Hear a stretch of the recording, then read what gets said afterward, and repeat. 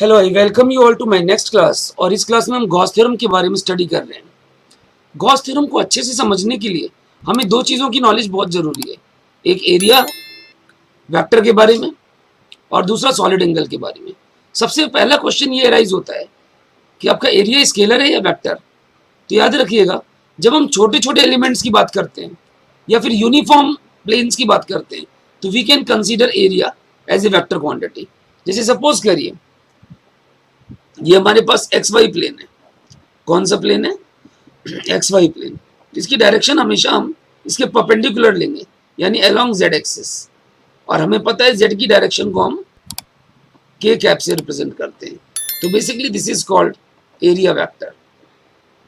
I must say this vector is used to represent the direction of a surface element। कोई भी element है छोटा सा surface element, उसकी डायरेक्शन मुझे बतानी है तो मैं एरिया वेक्टर का यूज करता हूं। अगर एक्स वाई प्लेन है तो ऐसी कंडीशन में आपका area vector is along Z axis, और जेड एक्सिस यानी के कैप। अगर यही आपका वाईजेड प्लेन हुआ तो ऐसी कंडीशन में आपका एरिया वेक्टर एक्स एक्सिस के अलोंग होगा, एक्स एक्सिस यानी आई कैप। अगर आप जेड एक्स प्लेन की बात करते हैं तो एरिया वेक्टर वाई एक्सिस के अलोंग होगा and that is J cap. तो इस चीज को आप याद रख सकते हैं। एक छोटे से एग्जांपल से मैं आपको एक्सप्लेन करने की कोशिश करता हूं। अगर मैं कहता हूं for 20 centimetre square area on YZ plane, 20 centimetre square area आपका YZ प्लेन पे, तो फिर एरिया वेक्टर कहां होगा? 20 सेंटीमीटर स्क्वायर यानी 10⁻⁻⁴ मीटर स्क्वायर, और प्लेन कौन सा है? YZ। तो YZ के लिए डायरेक्शन क्या होगी? आई कैप, एक्स एक्सिस। तो एरिया वेक्टर की वैल्यू आप इस तरह से लिख सकते हैं। तो इस एरिया वेक्टर को आप अच्छे से ध्यान रखेंगे, इसकी जरूरत पड़ेगी हमें आगे। ध्यान रखिएगा हमेशा किसी भी प्लेन के परपेंडिकुलर है। जैसे सपोज करिए मैंने कहा ये हेमिस्फीयर है, इसके इस पॉइंट पर, टॉप पॉइंट पे एरिया वेक्टर कहां होगा? ऊपर की तरफ। इस एलिमेंट को अगर मैं लूं तो एरिया वेक्टर इसके परपेंडिकुलर। अगर आप इस पॉइंट पे देखेंगे तो यहां पर ये नॉर्मल, इस पॉइंट पर देखेंगे तो इधर नॉर्मल। अगर आप जो बॉटम बेस है इसका, इसके लिए देखेंगे तो एरिया वेक्टर यूं नॉर्मल आ जाएगा। ये हमेशा perpendicular to the surface element, यानी जो भी पोर्शन आपने एरिया का लिया है उसके परपेंडिकुलर होगा आपका एरिया वेक्टर। तो एरिया वेक्टर की नॉलेज आपको होने के बाद अब हम इलेक्ट्रिक फ्लक्स के बारे में स्टडी करेंगे। इलेक्ट्रिक फ्लक्स, फ्लक्स का मतलब क्या है? अगर हमारे पास कोई भी एरिया है, इससे कितनी फील्ड लाइंस पास हो रही नॉर्मल टू द सरफेस। जैसे मान लीजिए लाइन है, ये नॉर्मल टू सरफेस पास हो रही है, कितनी पास हो रही है? That number is called flux.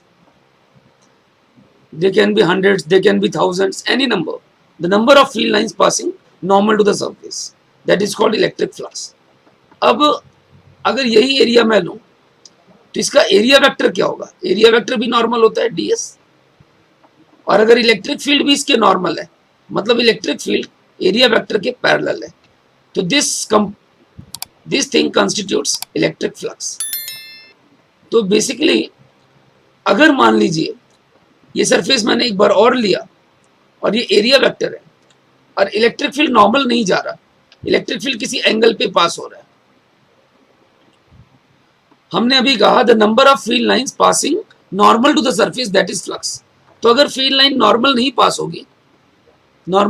होगी तो क्या ये फ्लक्स नहीं होगी? तो याद रखिएगा यहां पर आप इसके दो कंपोनेंट्स ले सकते हैं। एक कंपोनेंट आएगा ई कॉस थीटा और एक कंपोनेंट आएगा ई साइन थीटा। तो जो फ्लक्स के लिए अकाउंट करेगा वो कॉस थीटा कंपोनेंट अकाउंट करेगा, sine theta component will not account for any flux. या दूसरे तरीके से आप ऐसा भी सोच सकते हैं कि आप एरिया के दो कंपोनेंट्स ले लें और जो कंपोनेंट एरिया का फील्ड की डायरेक्शन में होगा वो फ्लक्स के लिए अकाउंट करेगा। तो अब मैं फ्लक्स की डेफिनेशन लिखता हूं. It is basically the number of electric field lines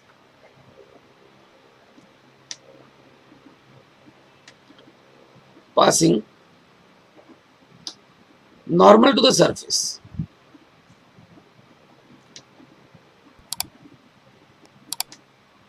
और अगर हम इसकी न्यूमेरिकल वैल्यू देखें तो this is basically electric field को आप पूरे एरिया पे इंटीग्रेट कर दो. इलेक्ट्रिक फील्ड को पूरे एरिया पे इंटीग्रेट कर दो. ई डॉट डी एस, इसको हम बोलते हैं फ्लक्स. फाई से नोट किया है और इसकी यूनिट होती है न्यूटन मीटर स्क्वायर पर कूलम या फिर volt meter. This is the unit of electric flux. Basically it is numerically equal to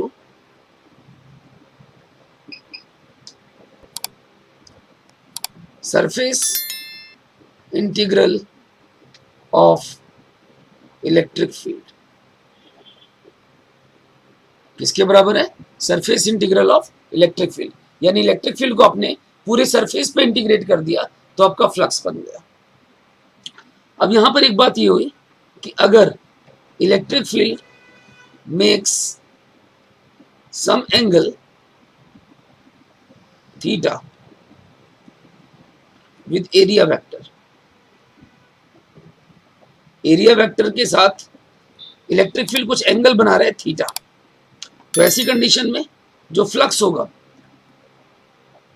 वो किसके कारण होगा? ई कॉस थीटा के कारण. और वो चीज इस फॉर्मूले से भी क्लियर है. ई डॉट डी एस आप ओपन करिए, that is basically E D S cos theta. This is flux. EDS cos theta. I hope so it's clear. अब यहां पर जो फ्लक्स है वो दो तरह का होता है. एक आपका पॉजिटिव फ्लक्स.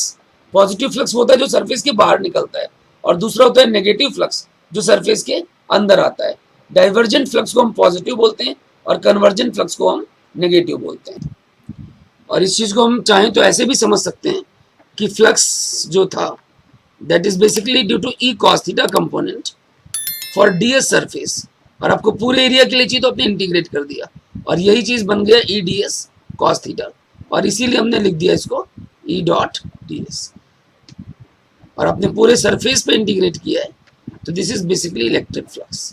और ये एक स्केलर क्वांटिटी है. कैसी क्वांटिटी है? Scalar quantity.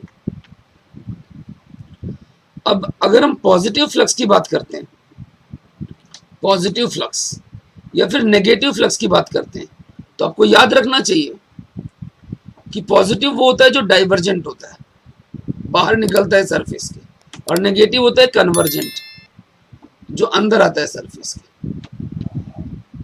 तो बेसिकली जैसे सपोज करिए मैंने कहा ये एरिया है मेरा, ये एरिया है, शेड कर दिया मैंने, ये एरिया वेक्टर है. तो जो फ्लक्स बाहर निकलेगा वो पॉजिटिव है, और अगर यही एरिया मैंने लिया तो जो फ्लक्स अंदर जाएगा वो क्या होगा? नेगेटिव फ्लक्स होगा. Coming out of the surface that is positive and entering into the surface that is negative. तो पॉजिटिव फ्लक्स कब होगा? जब आपका थीटा एक्यूट होगा, यानी थीटा की वैल्यू 0 से 90 के बीच में होगी. 0 को आप इंक्लूड कर लीजिए, 0 को इंक्लूड करिए. 90 डिग्री पे फ्लक्स 0 होता है, इसको इंक्लूड नहीं करेंगे. थीटा अगर 0 से 90 के बीच में तो ऐसी कंडीशन में कॉस थीटा की वैल्यू पॉजिटिव होगी और आपका फ्लक्स भी पॉजिटिव आएगा. लेकिन अगर आपका थीटा ऑब्ट्यूज है तो ऐसी कंडीशन में थीटा की value should be in between 90 and 180 degree. In this case cos theta is negative and electric flux will also be negative. Clear? 0 degree से 90 के बीच में फ्लक्स पॉजिटिव होगा, 90 से 180 के बीच में फ्लक्स नेगेटिव होगा. अब हम एक स्पेशल केसेस देखते हैं कुछ. अगर मान लीजिए थीटा एग्जैक्टली 0 डिग्री है. अगर थीटा एग्जैक्टली 0 डिग्री है तो इसका मतलब क्या हुआ? कॉस थीटा की वैल्यू 1 है, यानी मैक्सिमम है. तो ऐसी कंडीशन में आप देखेंगे flux will be E D S cos theta is 1, और इलेक्ट्रिक फील्ड को बाहर ले लीजिए. अगर यूनिफॉर्म फील्ड है और ds का इंटीग्रेशन क्या आ जाएगा, area. This will be maximum positive flux. This will be maximum positive flux. अगर आपका थीटा 0 डिग्री है तो ऐसी कंडीशन में cos थीटा की वैल्यू 1 होगी और 1 is the maximum value of cos theta. तो इस कंडीशन में आप देखेंगे maximum flux is living out of the surface और इसको हम बोल सकते हैं maximum positive flux. Second case हम देखते हैं, अगर आपका थीटा एग्जैक्टली 180 डिग्री है तो ऐसी कंडीशन में cos थीटा की वैल्यू क्या होगी, -1. और आप चेक करेंगे flux will B EDS and cos theta is -1. This will be -E. This will be maximum but negative. Maximum negative flux. Maximum positive का मतलब ये हुआ कि अधिकतर फ्लक्स एरिया के बाहर निकल रहा है और मैक्सिमम नेगेटिव का मतलब maximum flux is coming into the area. Third case में हम देखते हैं कि अगर आपका थीटा एग्जैक्टली 90 डिग्री है, जब थीटा 90 होगा तो cos थीटा कितना होगा बताओ. ऐसी कंडीशन में cos थीटा 0 होगा और फ्लक्स की वैल्यू भी 0 आएगी. This makes no flux. It is no flux और I must say it is 0 flux. तो जब थीटा आपका 90 डिग्री होगा तो फ्लक्स कितना हो जाएगा, 0. समझ में आ रही है आपको बात. अभी ध्यान से एक बार मेरी बात को और सुनिए. ये सपोज करिए एरिया आपके पास और ये एरिया वेक्टर है, इसकी डायरेक्शन हमेशा परपेंडिकुलर है. अब जब फील्ड लाइंस बाहर निकल रही तो वो पॉजिटिव फ्लक्स और अगर अंदर घुसेंगी तो वो क्या होगा, नेगेटिव फ्लक्स होगा. तो 0 से लेके 90 के बीच में कोई भी एक्यूट एंगल हो, फील्ड लाइंस बाहर ही निकलेंगी. 90 पे तो कुछ नहीं होगा और 90 से ज्यादा एंगल हो जाएगा अगर ऑब्ट्यूज, तो ऐसी कंडीशन में फील्ड लाइंस अंदर आने लग जाएंगी. समझ में आ रही बात. 0 से 90 के बीच में इट इज पॉजिटिव फ्लक्स, 90 पर नो फ्लक्स और 90 से 180 के बीच में इट इज नेगेटिव फ्लक्स. और 0 degree exactly it is maximum positive और 180 degree exactly it is maximum negative. Let us focus more. I hope so यहां तक आपको समझ में आ गया. Let us change the sheet.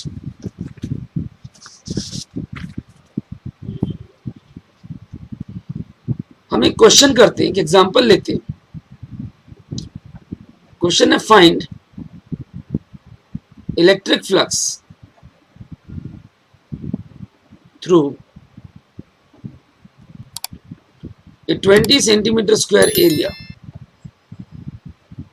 on xy plane if electric field is 2i cap minus j cap plus 4k cap Newton पर coulomb. अब हमें answer निकालना है. देखिए इलेक्ट्रिक फील्ड की वैल्यू आपको दे रखी है और एरिया दिया हुआ है, तो हमें मालूम है flux is electric field and area का डॉट प्रोडक्ट. यहाँ पे हमें इंटीग्रेशन या कैलकुलस की जरूरत नहीं है. वैल्यूज आपको एकदम क्लियर है, आपके पास कोई वेरिएबल्स नहीं है. You do not require any integration. E dot A. तो इलेक्ट्रिक फील्ड कितना है यहाँ पर, 2i कैप माइनस जे कैप प्लस 4k कैप. ये इलेक्ट्रिक फील्ड है. डॉट प्रोडक्ट करना आपको एरिया वेक्टर के साथ. एरिया वेक्टर कितना है, 20 सेंटीमीटर स्क्वायर यानी 10⁻⁻⁴ मीटर स्क्वायर. और कौन सा प्लेन है, एक्स वाई. आप बताइए एक्स वाई के लिए डायरेक्शन क्या होती है, इट इज जेड एक्सिस यानी के कैप. तो आप इनका डॉट प्रोडक्ट करिए. आपको आता है ना डॉट प्रोडक्ट कैसे करते हैं. आई को आई से करिए, जे को जे से करिए और के को के से करिए. यहाँ पर आई और जे दोनों 0 हैं तो आई भी 0 गया, जे भी 0 गया. के को के से करिए, it becomes 80 × 10⁻⁻⁴ and unit is, it becomes 8 × 10⁻³ Newton meter square per coulomb. This is electric flux through the surface. समझ में आ रही बात. ध्यान से देख लीजिए इस क्वेश्चन को. आई होप सो आपको यहां तक समझ में आया होगा. Next moving on to Gauss theorem. Very important theorem obviously. पहले मैं आपको स्टेटमेंट लिख देता हूं, फिर हम इसको बहुत डिटेल में समझते हैं. गॉस थ्योरम क्या कहता है कि कोई भी क्लोज सरफेस है. सबसे पहली बात, this theorem is valid only for close surface. अगर इस क्लोज सरफेस के लिए हम इलेक्ट्रिक फ्लक्स देखें यानी E dot ds for a close surface, that is always 1/ε0 times charge enclosed by the surface. मतलब अगर कोई भी क्लोज सरफेस है और इसके अंदर चार्ज बंद है क्यू, कोई भी क्लोज सरफेस है इसके अंदर चार्ज बंद है क्यू, तो इसके थ्रू कितना फ्लक्स निकलेगा सरफेस के थ्रू, वो हमेशा क्यू बाई एप्सिलॉन नॉट के बराबर होगा। किसके बराबर होगा? क्यू बाई एप्सिलॉन नॉट के बराबर। बट एक चीज ध्यान देना, गॉस थ्योरम अप्लाई करते टाइम आपको दो बातें बहुत अच्छे से पता होनी चाहिए, दो बातें बहुत जरूरी है। पहली बात तो ये क्लोज सरफेस के लिए वैलिड है, दूसरी बात चार्ज आपने वही लेना है जो अंदर बंद है। अगर कोई चार्ज बाहर है तो इस सरफेस के लिए, इस सरफेस के फ्लक्स के लिए कोई भी रोल प्ले नहीं करेगा। अगर चार्ज सरफेस के बाहर है तो इस सरफेस के फ्लक्स के लिए कोई भी रोल प्ले नहीं करेगा। तो आप इतनी बात अगर याद रखेंगे तो आपको आगे कोई दिक्कत नहीं होगी। तो आप लोगों ने यहाँ पर समझा कि गॉस थ्योरम के लिए दो बातें बहुत जरूरी हैं। पहली बात तो सरफेस क्लोज्ड होना चाहिए। क्लोज सरफेस कैसे? जैसे आपका स्फीयर हुआ, क्यूब हुआ, ये सारे क्लोज सरफेसेस हैं, इन्हीं के लिए गॉस थ्योरम वैलिड है। सिमेट्रिक हो, नॉन सिमेट्रिक हो, गॉस थ्योरम हर जगह वैलिड है। बट फॉर न्यूमेरिकल सिंप्लिसिटी हम हमेशा सिमेट्रिकल सरफेसेस ही चूज करना प्रेफर करते हैं। जैसे हमने सिलेंडर लिया, तो अगर क्लोज सरफेस सिलेंडर है तो ऊपर से भी बंद होना चाहिए और नीचे से भी बंद होना चाहिए, चारों तरफ से तो बंद है ही। तो it is valid only for close surfaces. अगर चार्ज सरफेस के अंदर बंद है, एनक्लोज्ड है, तभी वो चार्ज उसके फ्लक्स के लिए रोल प्ले करेगा, और अगर वो चार्ज सरफेस के बाहर है तो उसके फ्लक्स के लिए रोल नहीं प्ले करेगा।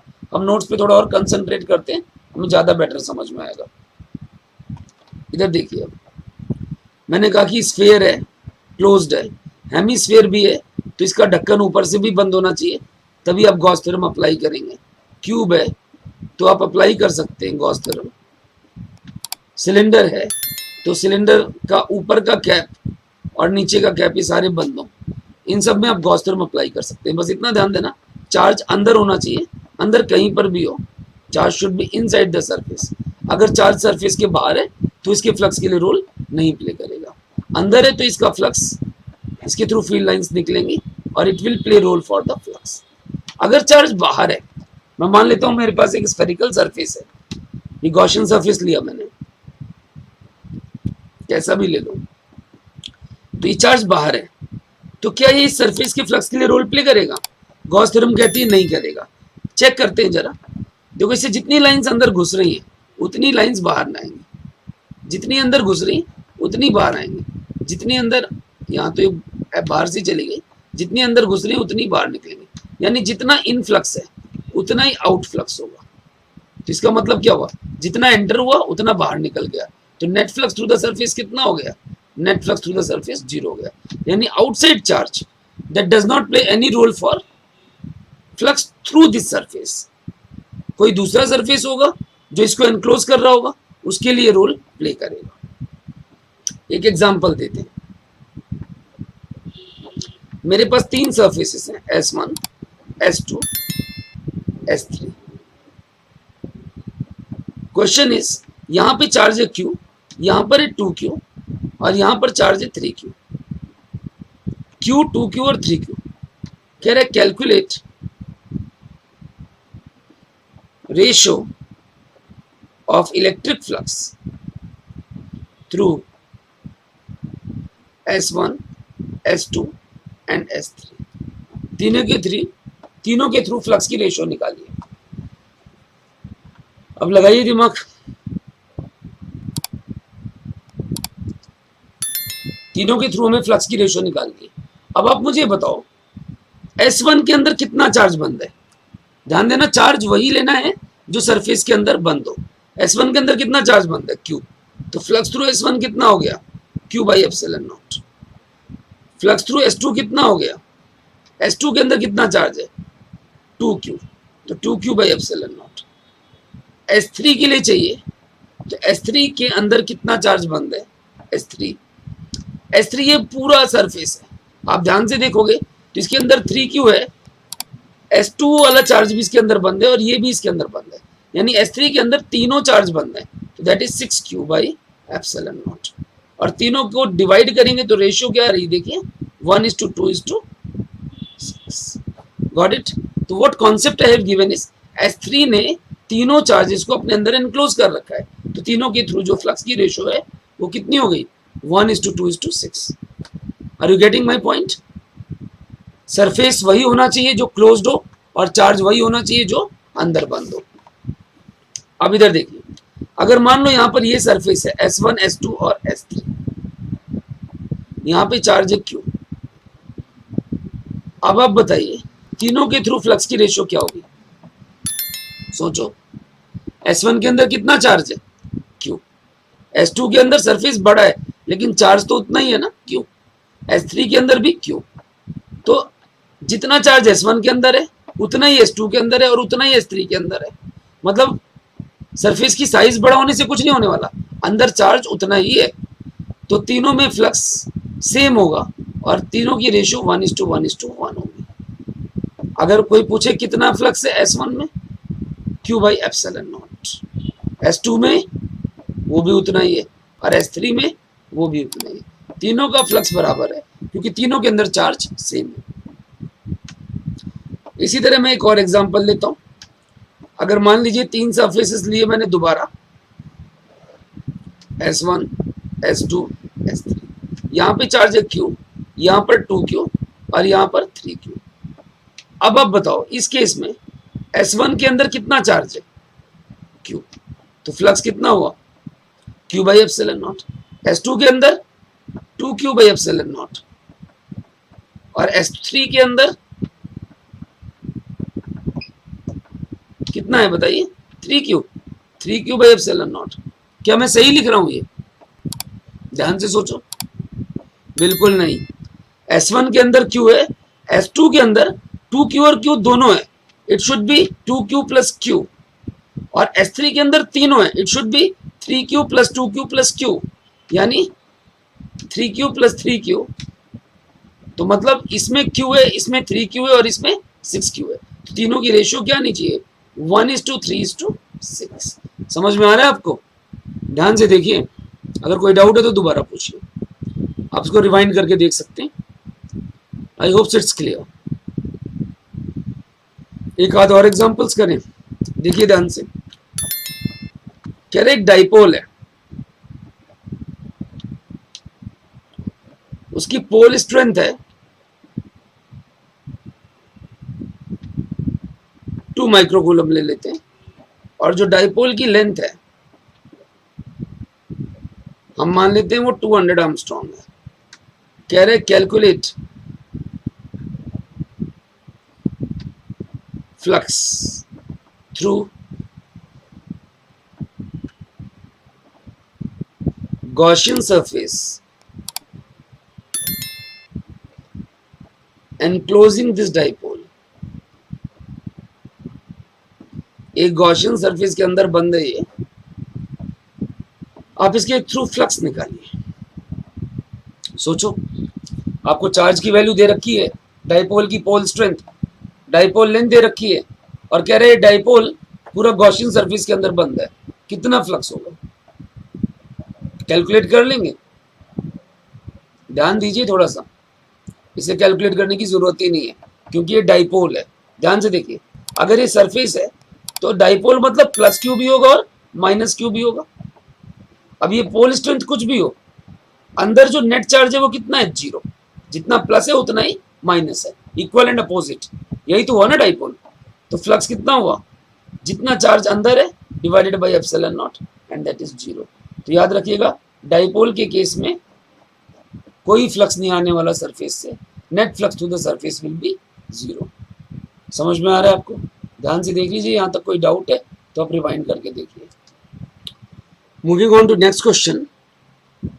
Question is a 6 microcoulomb charge is enclosed by a Gaussian surface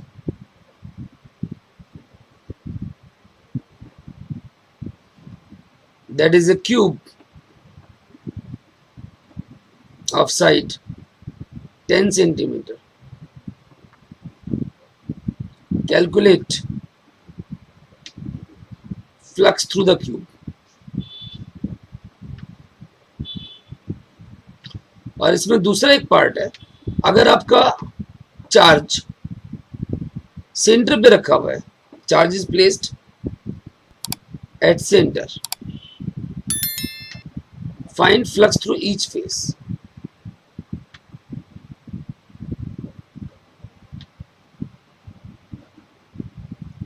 find flux through each face. देखिए क्यूब है, पहली बात तो इसके अंदर चार्ज है, चार्ज आप कहीं पे भी रखो, चाहे यहां रखो, चाहे यहां रखो, चाहे यहां रखो, बस क्यूब के अंदर होना चाहिए।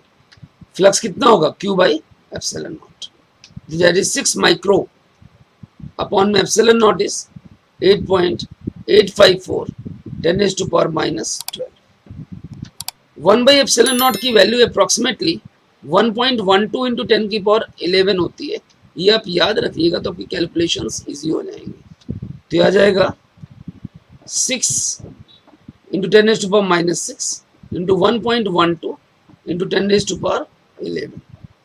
आप इसको सॉल्व कर लेंगे, आपका आंसर आ जाएगा।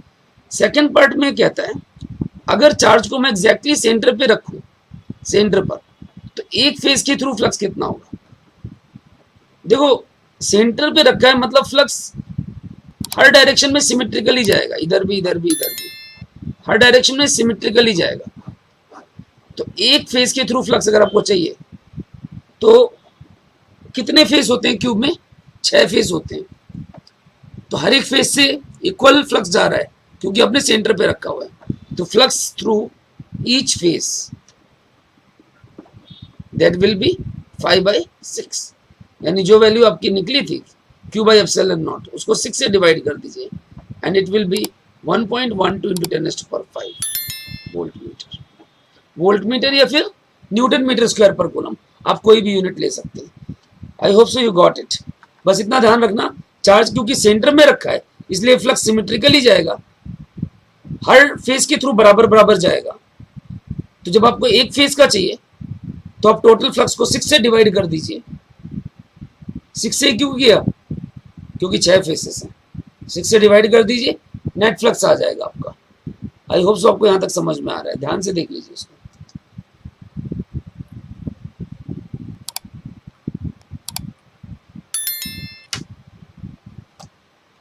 अब यहां पर एक बात और आती है कि मान लो चार्ज आपका अंदर कहीं पर भी था तो ये चीज तो बिल्कुल सही है, लेकिन अगर चार्ज अंदर ना हो, बाहर हो, तो क्या फ्लक्स बनेगा, बिल्कुल नहीं बनेगा।